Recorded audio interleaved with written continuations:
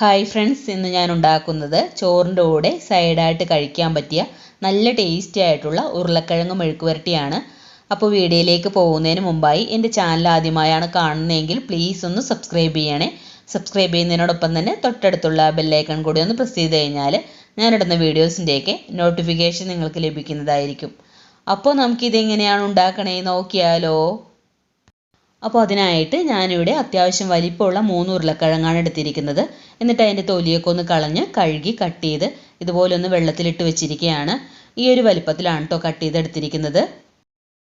ഇനി നമുക്ക് ഒരു പാനടപ്പിലേക്ക് വെച്ചിട്ട് അതിലേക്ക് ഒരു 2 ടേബിൾ സ്പൂൺ വെളിച്ചെണ്ണ ഒഴിച്ചു കൊടുത്തിട്ട് ഒന്ന് ചൂടാക്കി എടുക്കാം. എണ്ണ ഒന്ന് ചൂടായി വരുമ്പോഴേക്കും 1 ടീസ്പൂൺ കടുക് ചേർത്ത് കൊടുക്കാം. കടുകെല്ലാം ഒന്ന് പൊട്ടിത്തുടങ്ങുമ്പോഴേക്കും ഒരു 6-7 വെളുത്തുള്ളി ചതച്ചത് ചേർത്ത് കൊടുത്തിട്ട് ചെറുതായിട്ടൊന്ന് വഴറ്റിയെടുക്കാം.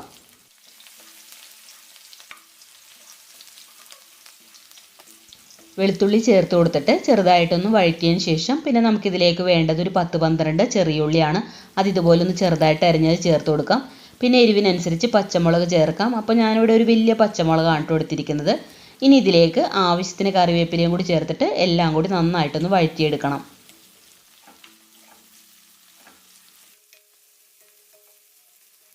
ഇപ്പോൾ ഉള്ളിയെല്ലാം നന്നായിട്ടൊന്ന് വഴറ്റിയെടുത്തിട്ടുണ്ട്. ഇനി നമുക്കിതിലേക്ക് ഉരുളക്കിഴങ്ങ് ചേർത്ത് കൊടുക്കാം. അപ്പോൾ അതിലെ വെള്ളമൊക്കെ ഒന്ന് കളഞ്ഞിട്ട് വേണം കേട്ടോ ചേർത്ത് കൊടുക്കാനായിട്ട്.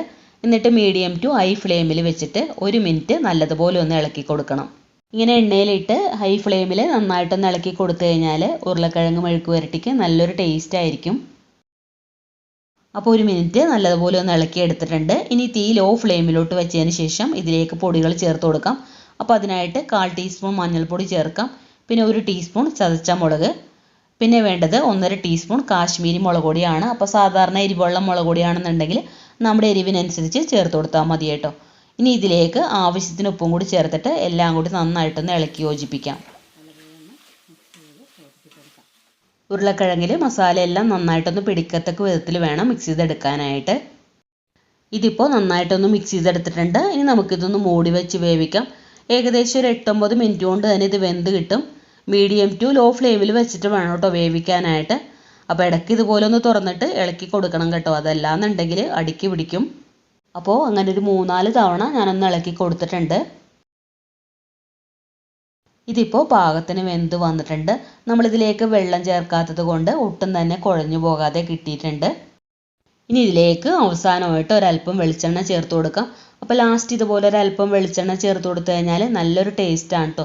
അപ്പോൾ ഇത്രയേ ഉള്ളൂ. വളരെ ടേസ്റ്റി ആയിട്ടുള്ള ഉരുളക്കിഴങ്ങ് മെഴുക്ക് പുരട്ടി ഇവിടെ തയ്യാറായിട്ടുണ്ട്. എല്ലാവരും ഇതുപോലെ ഒന്ന് ട്രൈ ചെയ്ത് നോക്കണം. ട്രൈ ചെയ്തതിന് ശേഷം ഫീഡ്ബാക്ക് മറക്കാതെ കമൻസിൽ അറിയിക്കണം. അതുപോലെ വീഡിയോ ഇഷ്ടമായിട്ടുണ്ടെങ്കിൽ ലൈക്ക് ചെയ്യാനും ഫ്രണ്ട്സിനും ഫാമിലിക്കൊക്കെ ഒന്ന് ഷെയർ ചെയ്ത് കൊടുക്കാനും സബ്സ്ക്രൈബ് ചെയ്യാതെ കാണുന്നവരുണ്ടെങ്കിൽ ഒന്ന് സബ്സ്ക്രൈബ് ചെയ്യാനും മറക്കരുതേ. അപ്പോൾ അടുത്ത നല്ലൊരു വീഡിയോ ആയിട്ട് വരാം. Thank you for watching.